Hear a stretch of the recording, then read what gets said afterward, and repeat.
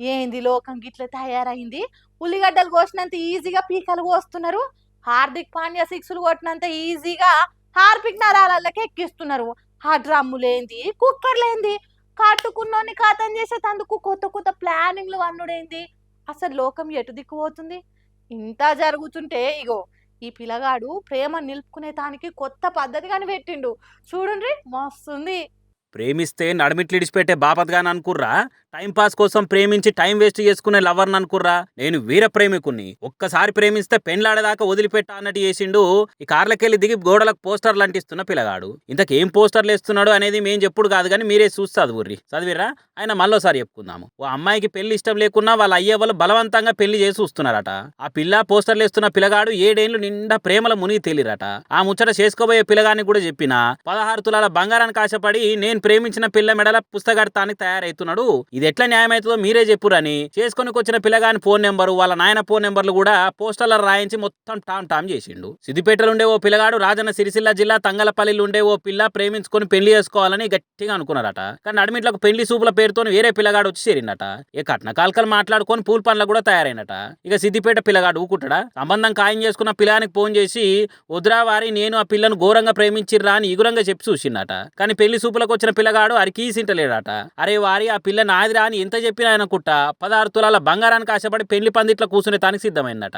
ఇక ఇట్లయితే పరిస్థితి చేయి దాటిపోతుందని ఆఖరి ఆయుధం తీరుగా ఇగో ఈ పోస్టర్ ఐడియా వేసినట్టున్నది. ఇక ఎట్లా చేసుకుంటావో చేసుకో, లోకం మొత్తం తెలిసేటట్టు పోస్టర్లు వేసిన చేసుకుంటే నీ ఇజ్జతే పోతుంది. నీ ఊరోళ్లకు నీ చుట్టాలకు పక్కాలకు అంతా ఎరికైతట్టు చేసిన ఈ ఎట్ల పుస్తకడతావు కట్టు అన్నట్టు చేసిండు. ఆయనతో ఈ పోస్టర్లు సోషల్ మీడియాకి ఎక్కి ఇంకింత వైరల్ అయినాయి. మరి ఇంత జరిగినా నేను ఖచ్చితంగా పెళ్లి చేసుకుంటా అని సంబంధం మాట్లాడుకున్న పిల్లగాడు ముంగట్టుకొస్తాడా? ఒకవేళ చేసుకుంటే తర్వాత పిల్లను మంచి చూసుకుంటాడా? ఇంతకు పిల్ల మనసులో ఏమున్నది? పిల్ల తల్లిదండ్రులు ఏమనుకుంటున్నారు? మాట్లాడుకున్న సంబంధం పిల్లగాడు చేసుకోనంటే ఏం చేస్తారు? ఎట్లా ఓ తీరే కాని దాని తీరి కథ అని ప్రేమించిన పిల్లగానికే ఇచ్చి పెళ్లి చేస్తారా? లేకుంటే ఇంట్లో వాళ్ళని బయట వేసినట్టు చేసిండు కాబట్టి వానికేంది ఇచ్చేది అని అంటారా? ఓ ఇట్లా పుట్ల కొద్ది డౌట్లు పుట్టుకొస్తున్నాయట ఈ పోస్టర్లు చూసిన పబ్లిక్.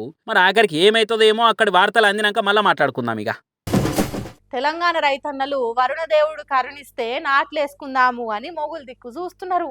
చాలా దిక్కులల్లా నీళ్లు లేక నాట్లేస్తలే రైతులు. నారేమో ముదిరిపోతున్నది. కానీ కొన్ని దిక్కులల్లా వానలు పడో కాలువలల్లో నీళ్ళు వచ్చో బావిలు బోర్లు ఆన్ చేసో నాట్లేస్తున్నారు రైతన్నలు. ఆగో ఆ నాట్లేసే అక్కల దగ్గరికి మాజీ మంత్రి హరీష్ రావు సార్ పోయి ముచ్చట పెట్టిండు. అదేందో ఇందాం పాండ్రి. తెల్లారు లేచిన కాంచి రాజకీయాలు పార్టీల పంచాదులు పవర్లున్నోళ్ళ కామెంట్ల కౌంటర్లు అనుకుంటా గాలి తీసుకునే గ్యాప్ లేకుండా బిజీగా ఉంటాడు కదా హరీష్ రావు సారు. ఇంకా ఈ 2-3 వద్దుల సంది ప్రాజెక్టులు నీళ్ళు అనుకుంటా పవర్లున్న పార్టీలతో ఫైటింగులు చేసుకుంటా రికామ్ లేకుంటున్నాడు పాపం. ఇక జరిసేపట్ల వ్యవసాయం ఎట్లా సాగుతున్నది, నాట్లేసులు ఏం దాకొచ్చిందని అరుచుకోను సిద్దిపేటల పొలాల కాడికి పోయింది. ఇట్లా ఇక మహారాష్ట్రకి వెళ్ళి నాట్లేస్తందుకు వచ్చిన కూలీలతోని జరంసేపు ముచ్చట పెట్టింది. ఇట్లా 4,500 5,000 आपका कोई गुत्तेदार रहता वो आपको लेके आके इधर खाना खिला के आपको पैसे देता, उन्हें कुछ पैसा लेता होंगे।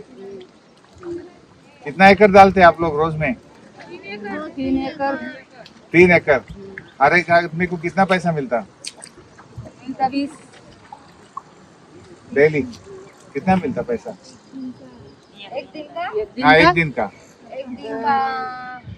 500 400 మరి రోజుకి ఎంత కూలి ఇస్తున్నారు? కూలిచ్చి బువ్వ అల్లే పెడుతున్నారా, మీరు సదులు కట్టుకొచ్చుకుంటారా? రోజుకి ఎన్ని మడులు వేస్తున్నారు నాట్లు? మరి మీకు గిట్టుబాటు అనిపిస్తుందా లేదా అనుకుంటా ఆల భాషల్ని అడిగి అన్ని అరుచుకున్నాడు. ఓపికతో ఒక్కోటి తెలుసుకున్నాడు. ఇక ఈ వీడియో బయటకు వచ్చే వరకలా వ్యవసాయం అంటే పానమిచ్చే లీడర్ల పనితనం గిట్లు ఉంటది. రైతుల రందులే కాదు కూలీల కూటి కష్టాలు కూడా అరుచుకునే నేతల పనితనం ఈ తీరుగుంటది అనుకుంటా హరీష్ రావు ఆడుకోర్ ఫ్యాన్స్ గట్టిగానే షేర్ చేస్తారు ఈ వీడియోని. కానీ చూసిర్రా, ఇప్పటికే మహారాష్ట్రకి వెళ్ళొచ్చి మస్తు పనులలో దిగిర్రు.